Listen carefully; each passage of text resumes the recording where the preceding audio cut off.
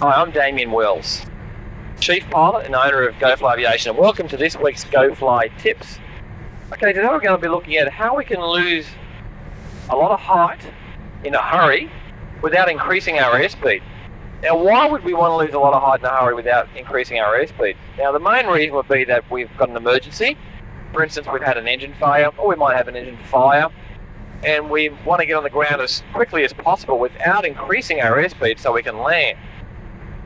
The most common scenario is we've had an engine failure while we're in circuit or close to the runway, and we end up being way too high on our approach, and we need to lose some excess height to land safely.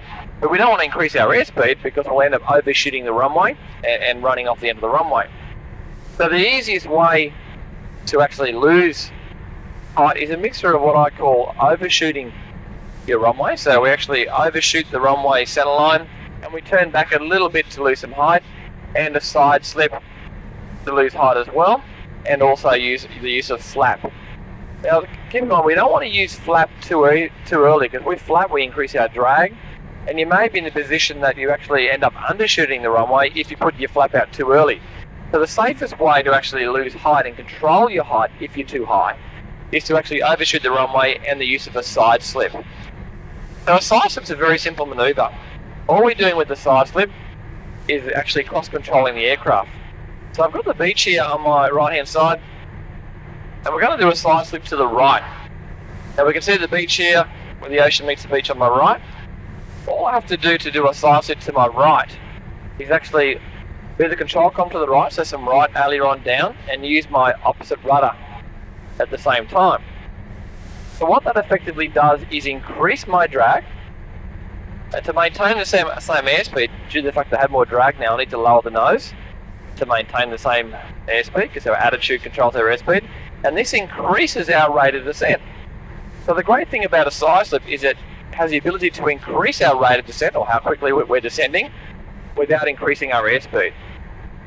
Likewise, if I need to do a slide slip to the left, I need to be slightly to the right of where I want to land, because when we slide slip to the left, we'll actually slip down towards the left.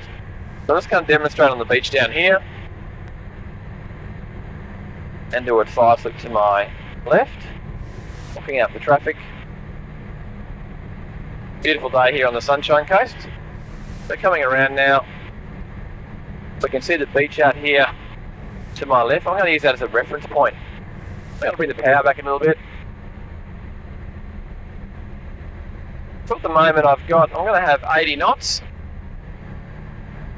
and I'm pretty much flying level at the moment. What I'm going to do is keep the power the same, and keep my airspeed the same, but I want to increase my rate of descent. So all I have to do is move my controls to left, so left wing down, use opposite rudder at the same time, and then adjust my attitude to maintain the same airspeed of 80 knots. And look at that, I've got the same RPM, I've got the same airspeed, but my rate of descent is now, I'm now descending at 250 feet a minute because of that extra drag. And we can feel ourselves now slipping down towards the left. So what that means, if you're landing on a runway, for instance, you need to be slightly right of the runway on final approach for a left-hand side slip, or slightly to the left of the runway for a right-hand side slip. So I'm going to go back to the runway now and demonstrate how this should look in the air.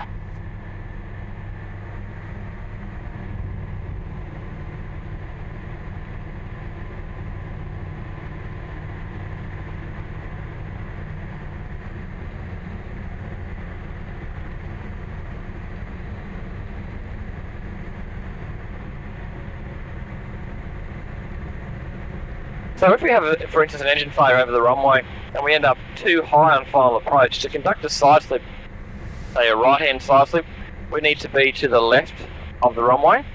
So the idea is that on your base leg, to lose a bit of height also, we just overshoot the runway slightly, so we end up slightly left of the center line. That way we can conduct a side slip to the right.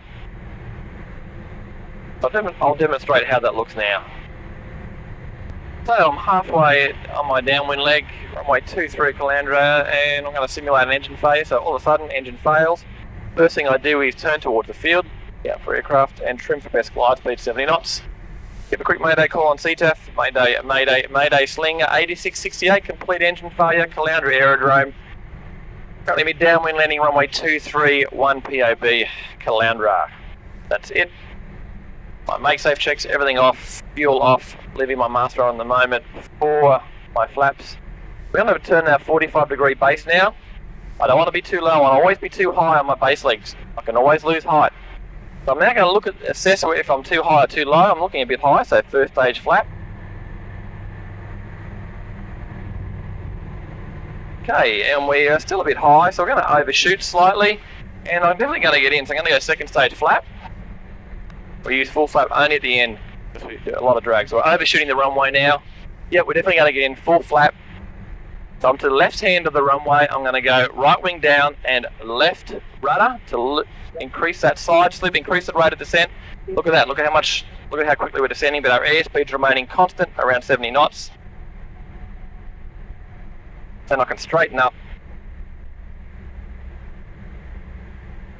and land as normal.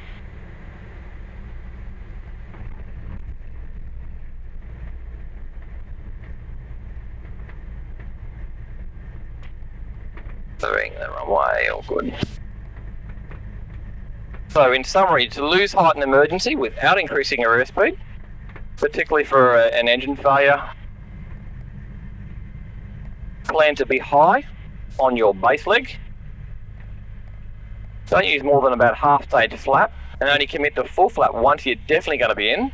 But on your base leg, good idea to just overshoot the runway slightly if you're too high, and at that point we can then conduct a side slip to increase our rate of descent by keeping a constant airspeed to lose that excess height. Welcome to GoFly Tips, and we'll see you next week.